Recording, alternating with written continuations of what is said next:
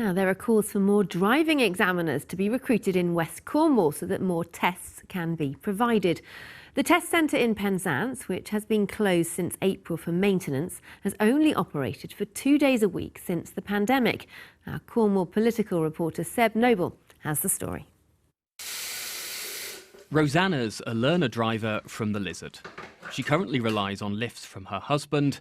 If he's out, it's a 20-minute walk for the bus. She's desperate to get her licence.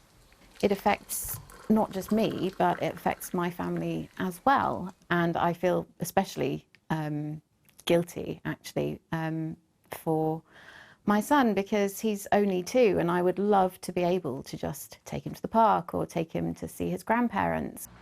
She's been learning in Penzance, but her test there was cancelled after its centre closed for maintenance, leaving her to count the cost. Now I'm having to wait an extra 8 weeks. That's another, several £100 going on more lessons. The waiting times for tests in Cornwall in April was 6 months. But since COVID, the Penzance centre's only opened twice a week. Instructors say that's not good enough. We've lost 50 tests a week. You had the backlog created during the pandemic and it's never recovered, and then people are coming onto our books as driving instructors, learning all the time. We can't get them tests. It's crazy. If we were open another day, if it was open Wednesday, and then gradually phased in Thursday, Friday, got it back to the norm, we could start to clear the backlog. Camborne is still open. Why can't students just take the test there instead? We all know how nerve-wracking it is taking a test, and if you end up in an area that you've not learnt in, that's even more nerve-wracking.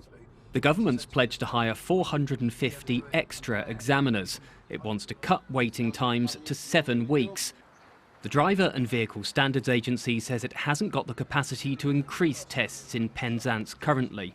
Rosanna's booked one for August and hopes to pass. Until then, she feels her life's stuck in first gear. Seb Noble, BBC Spotlight, The Lizard.